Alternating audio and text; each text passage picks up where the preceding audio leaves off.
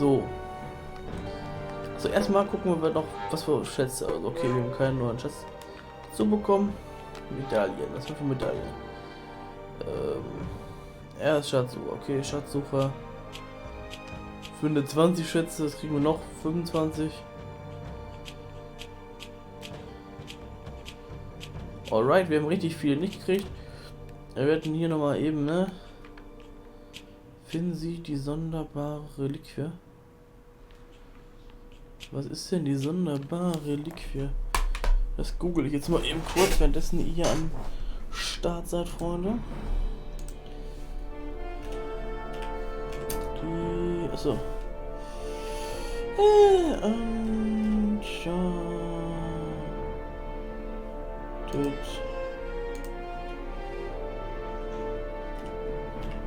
Die sonderbare Reliquie. Sonderbare Reliquie. Ach, die gibt's in jedem Uncharted-Teil. Aha, das finde ich aber eigentlich ganz cool. Ist mal ohne Scheiß, Freunde, das finde ich aber wirklich cool. Da, die sonderbare Reliquie ist im 15. Teil die Festung zu finden.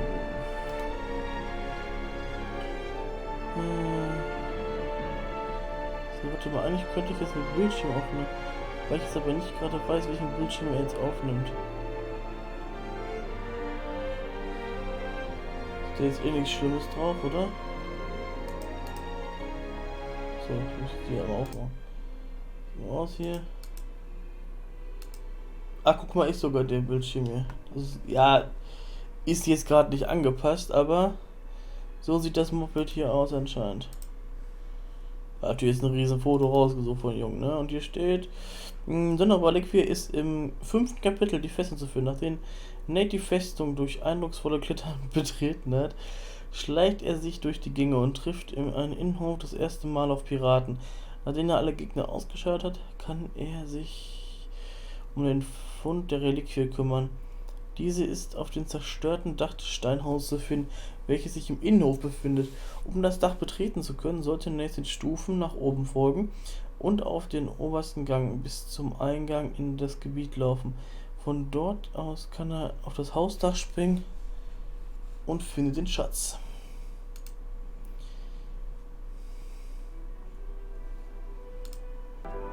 Ja. Okay, das, ja.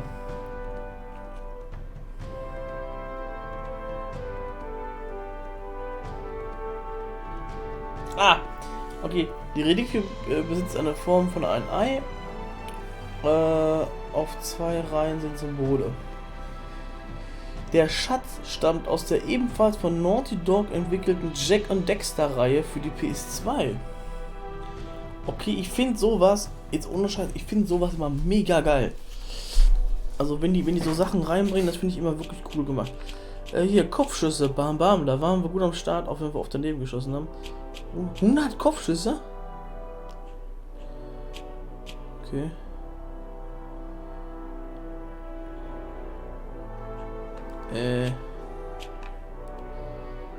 Spielen Sie das Spiel, okay, cool.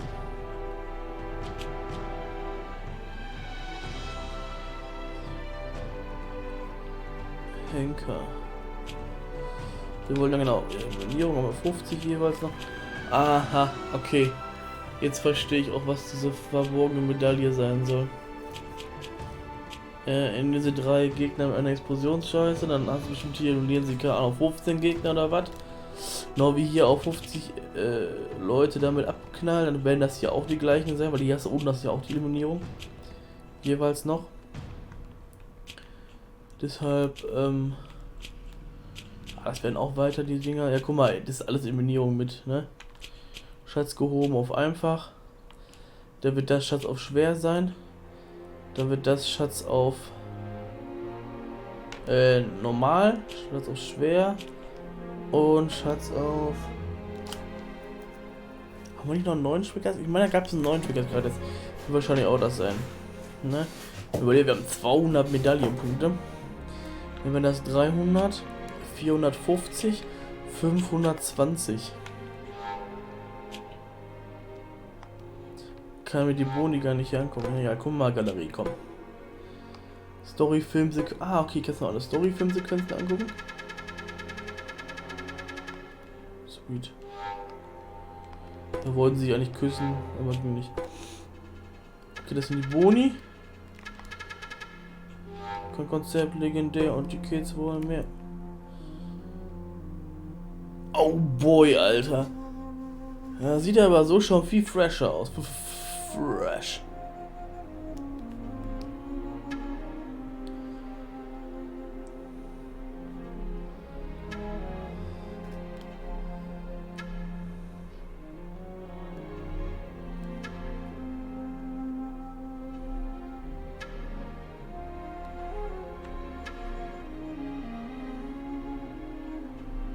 Sexy Boy.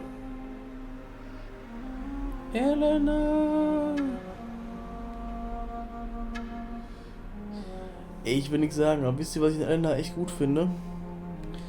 Man kann ja sagen, man will, aber erstmal ist das eine taffe Frau. Vor der Zeit, wo es unbedingt taffe Frauen geben musste. Und die hat halt nicht so mega Hupen, Alter. Das ist halt eine ganz normale Olle. Wisst ihr, wie ich meine? Das ist eine ganz normale Olle. Das ist jetzt nicht so eine wie, keine Ahnung, aus so einem Manga oder so. Ich hoffe, das war jetzt nicht... Aber ich glaube, ihr wisst, was ich meine, Freunde.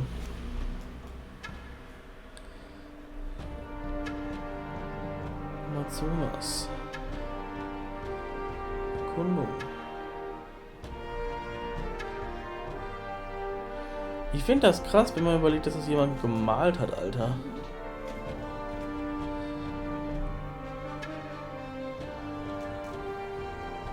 Ich würde so gerne so malen können. Also, zeichnen kann ich halt nicht schlecht, ne? Aber malen, Alter.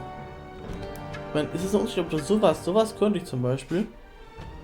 Das ist auch schon geil, aber ganz ehrlich, sowas hier, ne? So mit den Farben so spielen und so, ne? Das ist halt nochmal so ein ganz anderes Moped.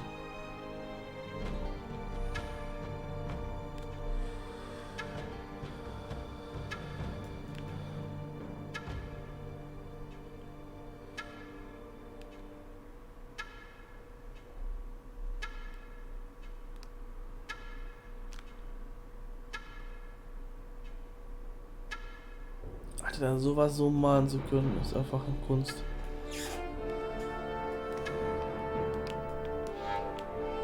Also mehr Konzepte? Ne, okay. Genau. Also dieses ganz ehrlich, ich habe ja damals das Spiel, ich weiß nicht genau, wann ich es gekriegt habe, aber ich habe es ja damals vor ein paar Jahren, also vor ein paar Jahren, sind wir mal ehrlich, vor ein paar Jahren, aber es ist schon lang, ich habe das Spiel schon wirklich lange. Und da hast du das U-Boot gesehen und dann so, Alter, brutal geil. So, ich kann mal die Dinge umschalten, sehe ich gerade.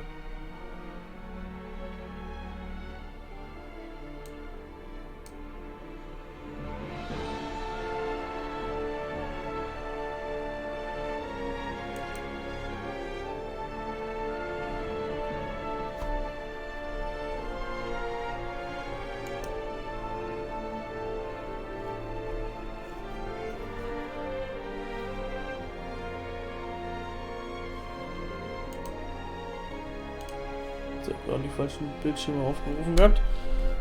Ja, ganz ehrlich, das U-Boot auch von innen, das war halt schon wirklich geil, Freunde. Und auch, ja, Junge, die Besetzung mit der wie auch aussah, ne? Ganz ehrlich, sweet boys. Ja, den Typen und den können wir verzichten. Auf den Hund.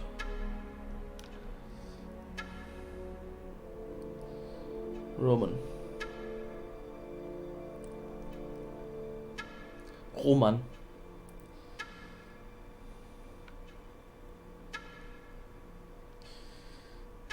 Das war auch nicht so dieser klassische, weil, wo war das? Das ist so 100% so der klassische Bösewicht, so wie der aussieht. Ja, so richtig markante Schnauze, so, da ohne Scheiß. Wenn du in Film oder Spielen den Typen siehst, du weißt ganz genau, das ist ein Wichser, der hintergeht dich oder was, das ist so ein Arschloch. Da musst du aufpassen, so, wisst ihr, wie ich meine? Mal kurz Nase putzen.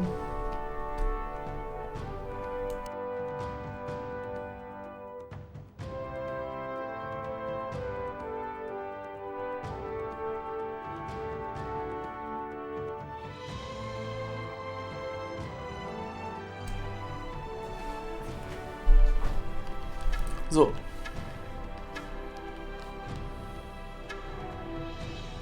Das sah auch geil, ne? Auch geil aus, Freunde.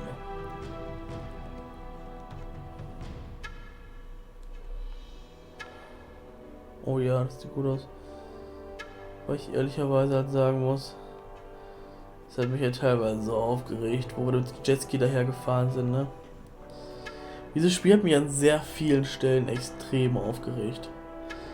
Ich meine, es sieht wirklich geil aus und so, ne? Man muss aber auch immer wieder sagen, dieses Spiel ist halt nun mal schon alt. Ich habe ja gerade die Hülle hier liegen.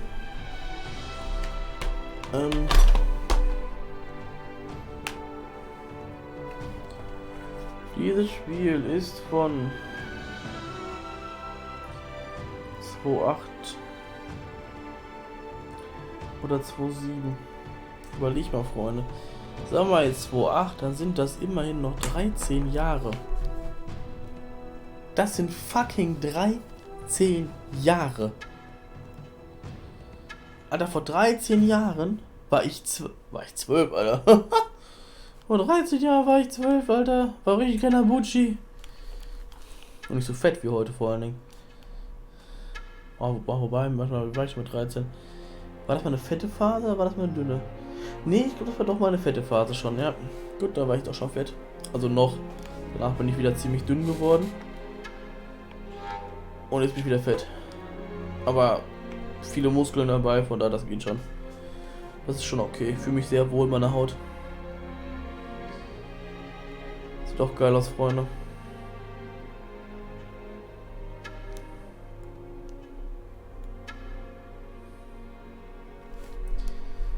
Ja, sweet.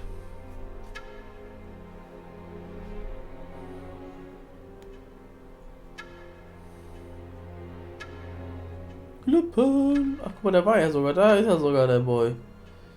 Unser Boozer. Unser Boozer. Ich weiß, ich habe bei 1 angefangen, ich weiß noch genau, ich habe 1 angefangen, fand 1 scheiße, habe 2 eingelegt, fand 2 auch scheiße, habe aufgehört zu spielen. Aber ich weiß auch gar nichts mehr von 2, Freunde. Ich bin jetzt gerade echt ein bisschen... Und ich habe 3 ja auch noch hier liegen. Von daher...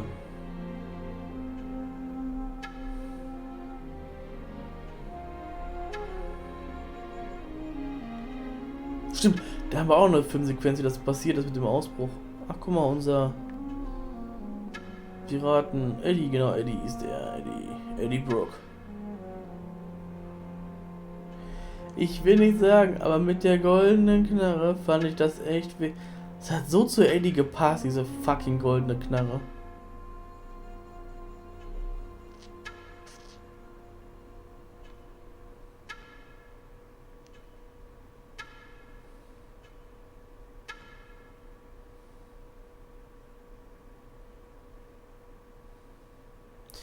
Was soll das da unten heißen? Sieht aus wie ein S, ein T.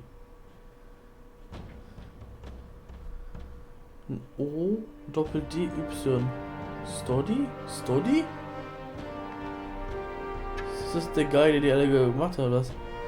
Oh, oh, das ist cool.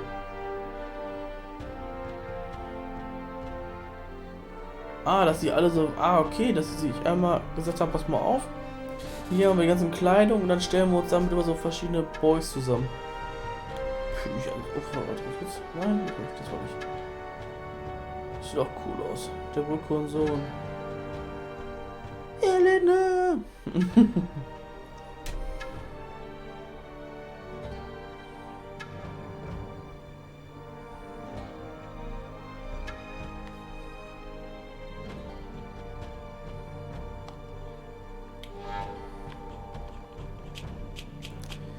Bonus-Features, okay. Ja doch, das ist richtig, Bonus-Features.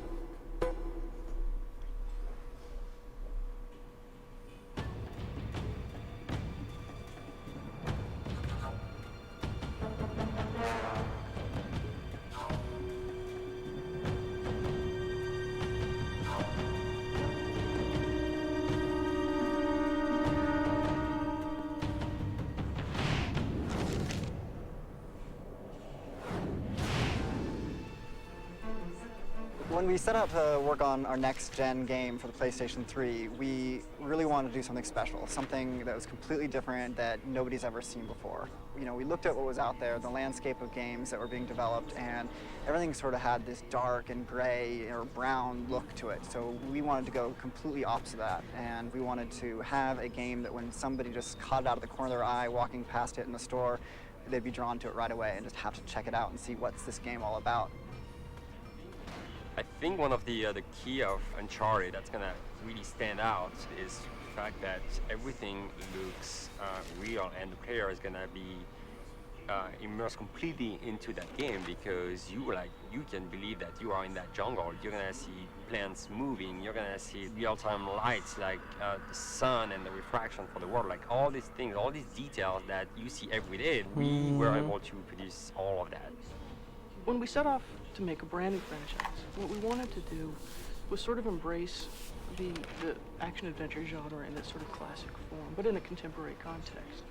So we looked at a load of those matinee Ja, serials. könnte ich gewesen sein mit dem Schießen. Lots of chases, running around looking for treasure, unlikely allegiances with a whole crazy cast of characters, lots of narrow Das war auch escapes so and scheiße. risky situations. So we took all of this stuff and then started to look at how we might be able to reinvent it for the 21st century. With the look of Uncharted, we wanted it to stand out from all the other games that are being developed of the next generation consoles. We wanted it to have this lush, organic feel. We didn't want to have the same gritty and dark corridors that so many of these games have you running around shooting aliens and fighting monsters in. We wanted you to be in this lush tropical jungle that really immersed you and made you feel like you could feel the moisture in the air. It's a stylized reality, and there's a little bit of vividness in the colors that we're choosing, but everything's got this sort of larger-than-life quality. Naughty Dog has a legacy to try and put its mark in the art world and games. So shapes and color both have a lot to do with the readability of an environment, leading the player into an environment, and how you're supposed to feel inside of that environment. So with the power of the PlayStation 3, we really felt like we could create environments that were believable and authentic. So we did a lot of research and tons of photo reference, but we also tried to put a twist on it and give it our own style. So our concept artists would take these photos and embellish them and really set the direction for the overall look of Uncharted. We invested a lot of time in our rendering engine to make sure that the differences in texture between a glossy palm frond and the rough surface of some stone would really be a good, clear read for the player and just lend all of this believability Könnte auch ich to sein. the environment. We always try Ach, to guck mal, die haben ja noch ein ganz anderes Zielding und so. in a game that never been done Und before. das Water wird ja was bei denen one sogar of them, rot. and we are really happy because it adds a lot to the realism of jungle. Whether it's ocean, whether it's a river, a stream, a puddle, a waterfall, we really wanted to make sure that, you know, water was everywhere and that we were going to try to display it in a way that was never possible before on previous generation of hardware. So we wanted the story in Uncharted to have historical relevance. So we decided to focus on a historical figure that, you know, everybody knew from their 4th grade social study class, you know, Sir Francis Drake. He was out there basically robbing the ships that were coming back to Spain with all this gold from the New World. And we wanted to explore the areas that were kind of foggy in the history books where, you know, maybe not all the details were clear. And then what we did is we ran with it and explored the what if. What if Sir Francis Drake did have children? So our hero, Nathan Drake, believes himself to be a descendant of Sir Francis Drake, and there's treasure out there all over the place, and it's Nathan's job to go find it.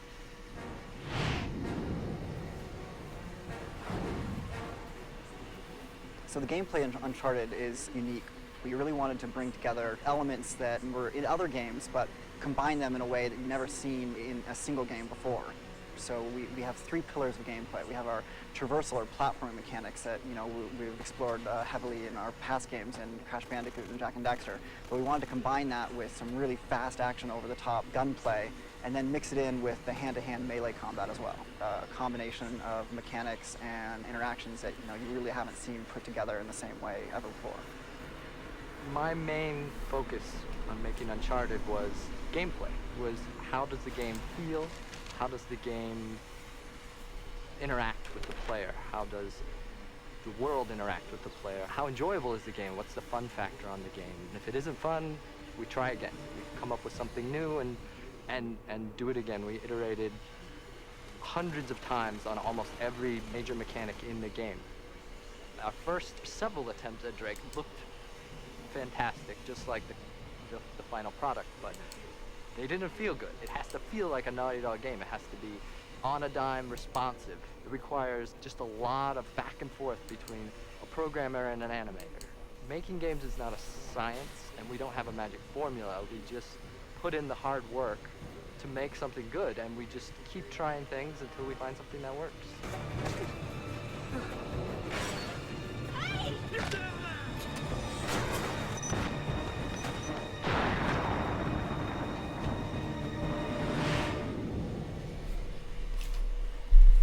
Finde ich schon interessant, Boys.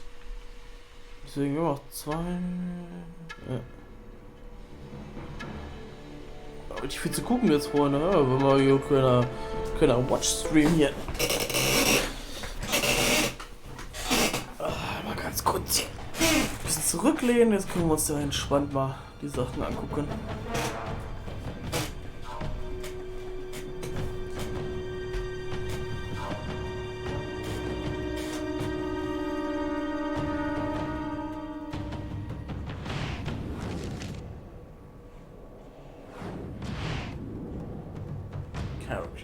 We drew a lot of our inspiration for our characters from the classic pulp action adventure stories that you've seen in books and movies and comics.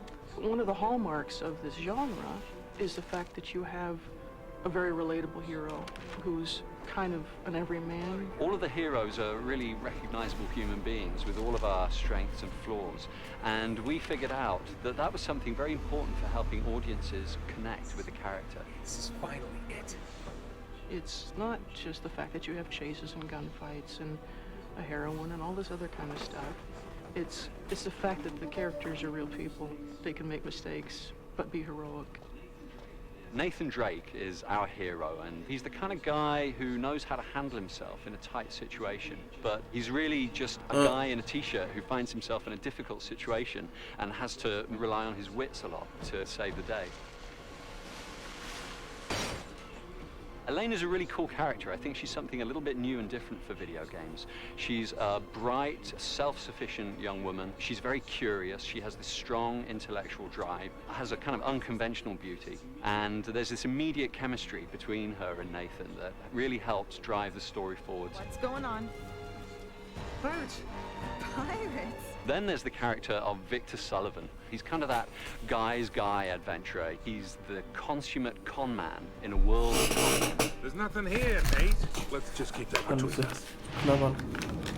For the first time in Uncharted, we actually had to cast actors who had stage or TV or film experience because we were doing motion capture for all of our cinematic cutscenes. So we have real stage and film actors coming in, getting in the motion capture suit, recording their voice while they're acting out the scene, which I think is really important because you capture that moment rather than having them try to pantomime to some voice dialogue they've already recorded. The physicality that's demanded in doing motion capture and creating, you know, an action film, essentially, has been tricky. All the stunt work we have to do here, I mean, I go, is this my job? This is so much fun. But at the same time, the next day, I'm like, oh my word, I am so incredibly sore. Well, I think the coming together of film, stage, and video and games is happening right here on the mocap stage. I really stage things as if I was doing a play or a scene from a movie. I had no experience. I was flying by the seat of my pants the whole time, scared to death, and having a great time. Now, in front of a camera for film or for TV, you've got a set, and the other actors that are there with you are in their costumes. Here, you all look very silly. You look like you're wearing a wetsuit with dots on it. And so it really requires you to exercise your imagination even more. It's like the three of us have this treehouse that we built and we're doing missions, and it really makes you feel like you're on an adventure. I have a 7-year-old little boy who asked me, Dad, what do you do? And I said, well, you remember when your buddy came over the other day and you guys ran around the backyard and the clubhouse became a pirate ship and you were jumping off? And he said, yeah. I said, that's what I do. The hell?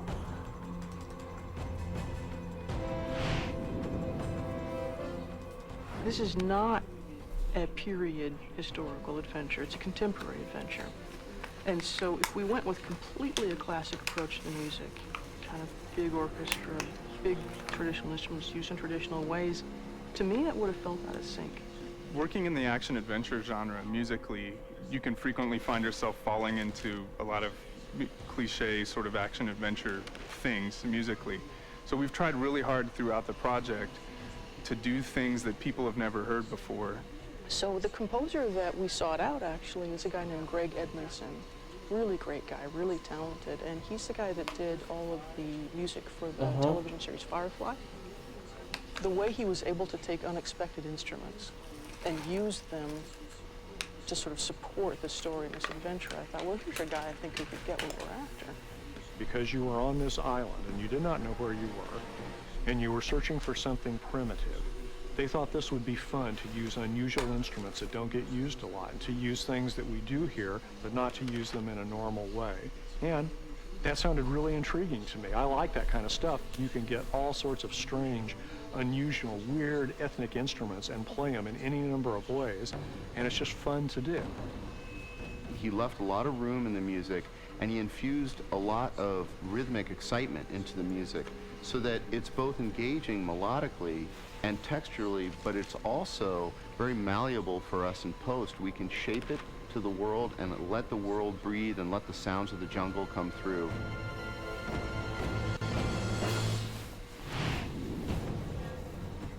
One of the things we try to do with each game we create at Naughty Dog is make it a technical showcase for the PlayStation hardware.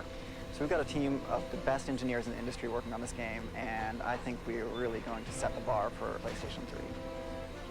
We wanted this game to be fun with a ton of different interactions, a ton of different mechanics, but at the same time, we wanted a really good story, to have Drake be a real guy, a character, somebody that I can play, that I can interact with. That was the goal, and that's what we accomplished. We've created a contemporary action-adventure set in the real world. It's not a fantasy game. It's very much rooted in the reality that we all know. And yet, we really recapture all the romanticism in the original sense of telling a tale of heroic actions. So all of this stuff is really coming together to lend an incredible reality to our player character that I think audiences have really connected to. I think there's a huge value in going outside your comfort zone. You just don't go right to the obvious. Now, it makes everything much harder, but in the end, it's all worth it. Get something that people haven't seen before. I'll be damned. I'm most excited about how fun it is to play and how you just lose yourself in the environment and the world that we've created. You know, I mean, when you pick up that controller, it's really easy to have fun, to be powerful, and feel like you are the action hero.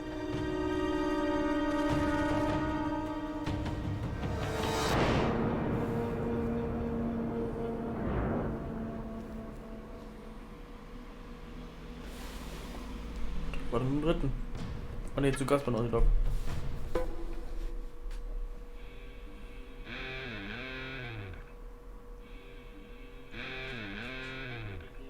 Bonjour, bienvenue à Naughty Dog. Allô? Salut, willkommen to Naughty Dog. Shalom. Konnichiwa. Hola, bienvenidos a Naughty Dog. Salam. 欢迎来到 Naughty Dog. Це є, що ми робимо. Das ist, was wir machen. Harderia. Enjoying Cardamos. Voici ce qu'on fait ici. והנה זה מה שאנחנו עושים פה. On va aller dans la psychotomate. On va voir tout ce qu'on fait ici. Our philosophy at Naughty Dog is to make the best games possible, and then for our own personal satisfaction, make sure that we have fun while we're doing it. We are very ambitious in a good way, the way that we want to make the games that's gonna show off our passion and our talent. The basic philosophy is pretty much just to invest every bit of yourself into the products we make. We have a group of very talented people, and I think we probably have the best people in the industry. Lots of freedom, lots of responsibilities, a lot of tape, duct tape. It's a lot of fun. I mean, I get paid to make video games. Elmer's glue, it's pretty good. The guys have really fought to keep that sort of garage developer mentality. Blood, sweat, tears, a lot of heart. Gonzo, kick-ass game making. It's organized chaos. It amazes me every single time I see it. Since Naughty Dog's inception, we've always wanted to have that Naughty Dog signature. So everything we do, we bring that artistic flair to it. Attention to detail and to the story. A wish to make the absolute best experience for the player. We count on each other to push each other further than we thought we could go. Whatever an individual cannot solve alone, we can always come up with something together. The artists that contribute to the game design, the game designers are, working on the art direction, the look. We argue a lot and we fight all the time, and because a lot of this stuff is subjective, but I think at the end of the day, all that argument is really putting all the ideas on the table, and the best idea rises to the top. What we're driven by is like making the best game possible. A piece of art that we want to be proud of. A game that we'd want to play. It's not ego or anything like that. It's just all about the game. That's the key of the success. Trying to get the damn game to work. I'm in deep shit. Can I see my family now? Naughty Dog actually started off back in the 80s when Jason Rubin and Andy Gavin called the company Jam Software for Jason and Andy Magic. Well, we got on the big stage back in 1996 with the release of Crash Bandicoot on the PlayStation 1. And then when we moved on to PlayStation 2, we developed the Jak and Daxter franchise. Now here we are on the PlayStation 3 launching our brand new franchise, Uncharted, Drake's Fortune. We've grown to, almost 90 people now, so the company's getting pretty large, but we're really trying to maintain that smaller company feel and just keep things fun and relaxed around the office. For me, Naughty Dog is my second family. Guys here, family, close. We do a lot of long hours, but we have fun. Casual Friday all the time. The humor is really open. It's a great work environment. We have yoga classes. It's very Californian. It's good for them to find the resources and the strengths to work here. We have foosball, right? Reigning champions. And then we have ping pong. They're just a bunch of kids. Dodgeball. One time we went on a river rafting trip. Very often we'll just play the game ourselves and try to beat each other. I'm not so much of a game player. The last demo we had, 5 minutes and 37 seconds. Programmers know that they really have to foster a good relationship with the artist. I think the best one was the paintball game. It takes a team effort. Shooting people with paintballs is just fun in general, especially when you're coworkers. Get a ticket. Call the call center. That's all I can do. There's two French people in the company. There's me and there's Pogo. She's a French bulldog. Pogo's a bitch. She's probably the most important French person in the company. She's the little princess. She's our dog here and the naughty dog. Little beast. It's always been a tradition to have a dog mascot. When Evan walks around with her, it's like Dr. Evil and his cat. She's my French bulldog. Coming in the morning, right? She's naughty. Sometimes you can smell it, if you see what I mean. Sitting down, getting ready to work. She's always looking for food. Digging through trash cans. Pogo is awesome, especially when she's in my trash can and spill everything on the floor. Nowhere else in the game industry, the company's president is walking around cleaning after the dog. One of the greatest feelings you can ever have in the game industry is shipping a game. When it finally goes Gold Master and you know that all that effort is paid off. For a long time you think, is this really a game? Do we have a game? And then this moment comes along and you play it one day and all of a sudden you realize, hey, this is actually a video game and it's fun. For me is when I see that people can really create and work and they have everything they need to do what they really want to do for the game. I have young nephews that always look forward to playing my games, and it's always something special to see them playing around Christmas and see their face light up, and you get to actually have a hand in making something that creative and that wonderful to play.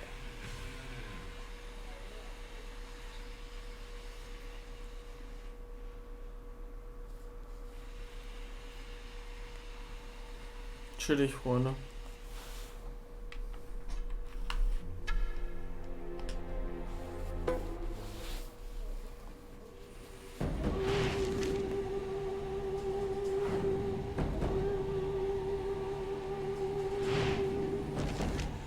Art direction, it's really always been a big thing for us at Naughty Dog. With Uncharted, it wasn't any different. We really wanted to set the tone artistically and go with believable humans and take on this big challenge, but we wanted them to have a certain style to them. This is finally it. A lot of that involved really painting textures. All our textures are hand-painted. We don't use any photos for our textures. That was a big part of it. We also knew that Uncharted was going to be a very, very heavily story-driven game. And so we had these characters that needed to act. And I just might let you live. So the PS2 versus the PS3 was a really big jump for us. When we were working on the PS2, we were able to have 2 to 3 textures per character. For Uncharted, we're looking at anywhere between 20 to 30 textures per character, which is a huge jump for us. In terms of the models of the characters, we were able to go up to a high detailed 30 million polygon characters, which is then converted into texture maps, but that was unheard of during the PS2 times. On the PS3, however, we have the power now to really take on human characters and make them believable. This is something that, was an incredibly overwhelming task, but we really took on head first. The PS3 was able to allow us to create subtleties that we wouldn't be able to do previously. Skin detail, pore detail, have anatomically correct body structures, elaborate facial expressions. These are all things that the power of the PS3 has really allowed us to actually create. For our modeling pipeline, we have a certain mesh that is a clean mesh that we take in to a program like ZBrush. We then sculpt the geometry and create these high detailed sculptures, the kind of sculpture with wrinkles and pore detail. And from that, we take that information, we create a new re-optimized mesh, which is what actually ends up in the game. The purpose for that really allows us to define strong silhouettes. When you look at the character in the game, it has a very strong silhouette to it. To achieve cinematic quality, we looked at a lot of foams and the kind of things they were doing. One of the things in foam that we weren't able to do on the PS2 that we're able to do on the PS3 now is they have complex shaders and complex rendering techniques. That allows us to create multiple layers of textures that we can pipe into a shader that gives us complex skin. We also looked at a lot of rendering techniques that take place in foam, post-blur effects, specific lighting per character, soft shadows, all of these things is what really brings cinematic quality characters to life, and we try to emulate those things in game. In order to create these characters, we knew as well that we were going to need an extensive amount of facial poses. Initially, before on Jack games, we had somewhere between 60 and 80 poses. We figured for Uncharted, we were going to need anywhere between 200 to 300 poses per character. There's so many small things inside of a character that really brings them to life. If one of those things is not working or is wrong, it breaks everything. So we had to really make sure that every aspect of the character was at the highest possible fidelity to keep them alive. Initially, we focused a lot on the mouth, making sure that the mouth could hit the correct accents when someone was talking. But soon we brought people in, people were looking at it, and everybody focuses on the eyes. That's a natural human thing to look people in the eyes when you talk to them. So we realized we really had to put a lot of attention into the eyes. This involved creating movement of the eyelids when the eyeball moved around. We would change the shape of the eyelids. We also added in self-shadowing where the eyeball meets the eyelid. That area was often very bright and glowed. So we created a custom shader that allowed us to actually darken and self-shadow the area inside of the eye. Not only was the face an important aspect of the character of us, but even his body and the way he moved. We also spent a lot of time developing systems that allowed us to emulate muscle structure inside of the body. So when the character actually flexes his arm, there's a bicep bulge. When he moves around, his chest actually has volume and form to it. So we created underlying joint structures that actually emulated muscles, and now when Drake moves around, he has a solid mass and solid form, and he really feels like a believable character that's there and that's tangible.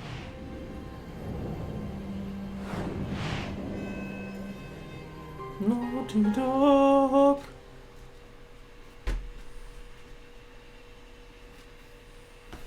Chillig, Freunde.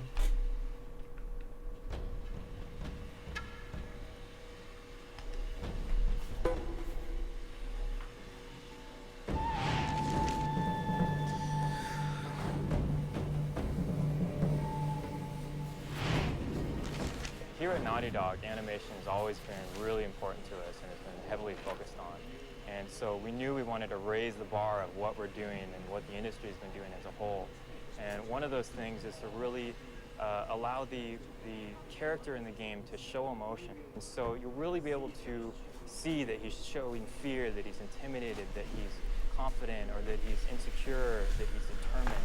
And so all of that will come out and just really add a lot more life that wasn't there before in the game. We had three main goals animating this character on this project. One of them was to achieve realistic movement with a really good sense of weight, and the other is fluidity. We wanted him to smoothly go from move to move without hopping from state to state the way we see in a lot of other games. And you put those two first goals together and you get really fluid animation. It looks really good, but it's really slow and unresponsive. So the third goal, and the most important goal, is to get responsiveness. One of the things that makes Drake so lifelike is the sheer volume of animations that we're doing on this game. We're doing about 10 times more than we've ever done in the past, which is huge. I mean, it's a huge step, 10 times the amount of animation. With the variety that we're adding, the layers that we're adding on top, to try to mask all that so you don't see the same thing, and you see a lot of organic nature of the character, and that really gives it this humanness. What makes this game truly next-gen has been the focus that we're doing on movement. In the next generation, we've seen a lot of great rendering, great shading, polygon counts are up higher, lighting's looking really good. So we've seen a lot of good-looking games from a rendering perspective, and they all look really good from a still frame, but once you start to see them move, that's when they start to break down. The animation quality hasn't risen to that same level at this point. What we found is that it's Drake's imperfections that make him believable. It's him stumbling, it's him not perfectly landing correctly every time. And so one of the things that we wanted to do with him is make him a kind of an everyman put into an extraordinary situation. And we hope that comes across, that he doesn't do everything perfectly every time. PlayStation 3 really opened up the floodgates for us to achieve the goals that we wanted to with the animation. We need much more CPU power than we've ever had before. And the amount of memory that we have to work with now just really allows us to have the quantity and quality that we need, especially with the layers that we're doing and all the processes that are going on right now. It just could not be done in any other way. And if we can do that, then we can tell more of the story during gameplay while he's in the middle of action and while the player is actually going through the levels and going through the game. In the past, the line between cinematics and gameplay has been very clear. You play the game, and then you go into a storytelling moment, then you play the game again. What we're trying to do with Uncharted is to blur that line a little bit more so that you'll be playing the game along and things start happening around you as you're playing, so you're still interactive. A lot of the ways that we're able to tell the story is through the environment, through the other characters in the scene. Don't you guys usually just cut off a finger or something? We don't have to cut to a cutscene in order to deliver a line of dialogue or a story or things that we want to portray to kind of lead the character on and lead Drake and the player on to the bigger story that's unveiling. So all that will happen while you're playing the game. Schon interessant. Also finde ich jetzt, Freunde. Ich weiß nicht, wie ihr das so seht.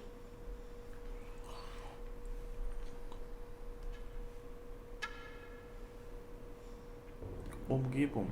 Das ist der. Und zwei haben wir noch.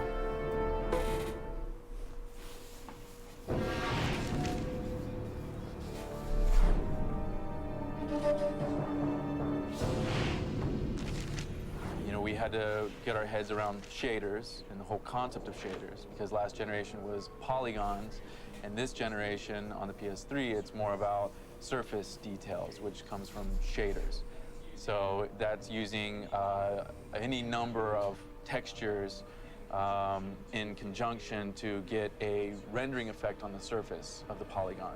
So on the PS3, we had to take on a new concept of lighting. You know, HDR lighting, the high dynamic range lighting, gave us the ability to really stretch the values, that scale of contrast, lights and darks in image space to a broader range. So that on the fly, as we're pulling and stretching these ranges and changing the apertures of the camera as we're moving in and out of dark areas to light areas,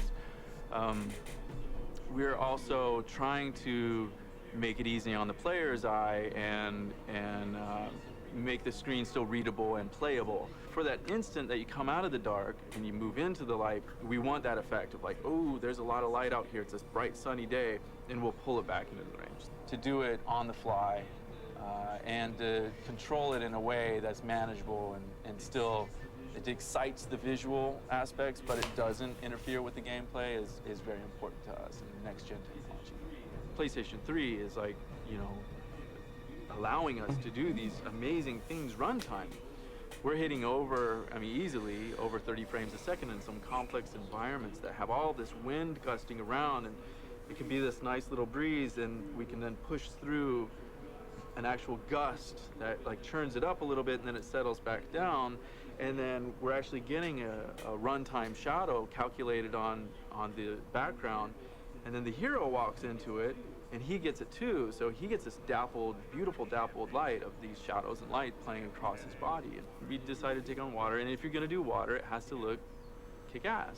You want to make really nice water. So it has to feel wet, it has to look like the player is interacting with it, and if you shoot the surface, you want it to react to that shot.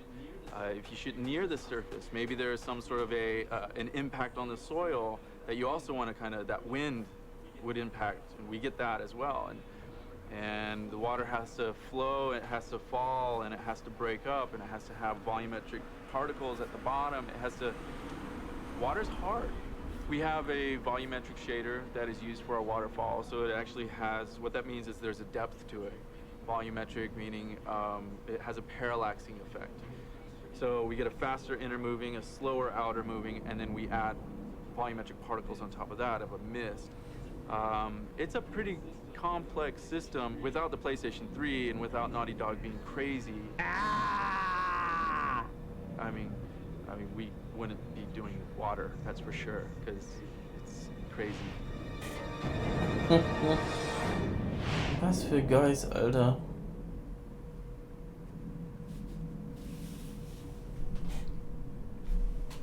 I live for this.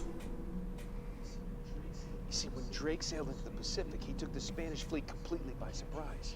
He captured their ships, he took all their maps, their letters, their journals, and he recorded everything in this diary. But when he returned to England, Queen Elizabeth confiscated all his charts and logbooks, including this one, and then swore the entire crew to secrecy. Yeah. See, when Drake discovered something on that voyage, Sully, something so secret, so valuable, they couldn't risk it getting out. All right, Nate, just pretend for a minute that I don't really care about any of that stuff and cut to the chase, would you? Man only interested in the climax. Must be a real hit with the ladies. Never had any complaints. Fine, then I will get to the good part just for you. Oh. Huh? Oh, goddamn Dorado. He was onto something big, all right. Is there anything else from here? Oh, so now you're interested, huh? Yeah. Well, unfortunately, no. Last page was torn out. Tell me, Sully. This is it. This is finally it. Yeah. Only we got one little problem. Yes, that's what I said. It blew up. It sunk. No, that's why we have insurance, right? Oh. Hey, you don't understand, Sully. Oh no, the camera's fine. Don't worry about the camera. It's still as good as new. Sully, the girl can hold her own. You should have seen her. Fine. You go on out there and you tell her, we just found the lost city of gold. Maybe her producer can get it on the air tonight. Come on. Nate, do you trust me? More or less. Good. Because we're going to have every half-wit scumbag in the world chasing us to this treasure unless we cut her loose right now. You're a real gentleman, Sully. I know. It stinks. She'll get over it. No, I don't care that we're over budget. I mean, do you realize that this could be like the biggest story of the year? No, I don't trust him, okay? That's why we need somebody here fast.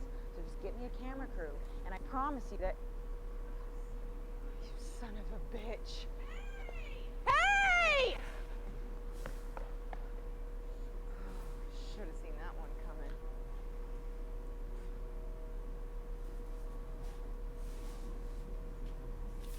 Nicht schlecht.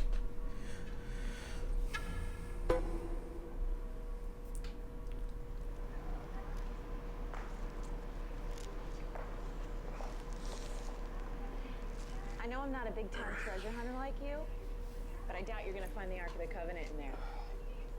How'd you get yourself in this mess? I'm trying to rescue you, as a matter of fact. Oh, that's just so sweet. Traditional sandstone brick and stucco limestone mortar. How did you get to know so much about this? My show, episode 4, Architects of a New World. Yep. It'll just take a tug to pull these bars out. What? Wait, are you sure? Hey, yeah, get out of my way, go block! Open this goddamn door! Yeah. Hey, Drake. Easy, Raja. should have guessed. Hey, fascinating documents, huh? Seems like this Sir Francis was in my line of work. Don't flatter yourself, Eddie. Always ready to be enemies, eh? Tell you what. Lead me to the goal, and I just might let you live. Is that it? Is that my deal? Either die now, or I help you, and I die later. You know something, Eddie? It's a tough call, but I'll take die now. Damn you! Listen to me, maggot. I was promised treasure on this goddamn rock. And now, my men are dying. They can't even go outside to take a piss without an armed guard. And I have nothing to show for it! Yes! I am making you a fair offer.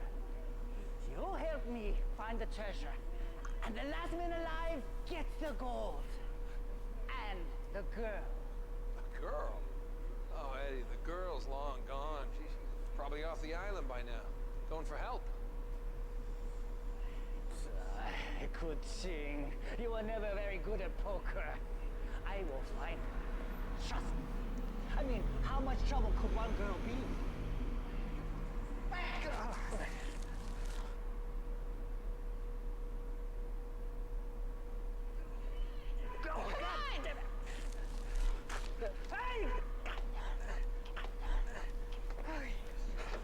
Nice job. Hang on. After them! Das sah wirklich cool aus. So, das heißt jetzt aber.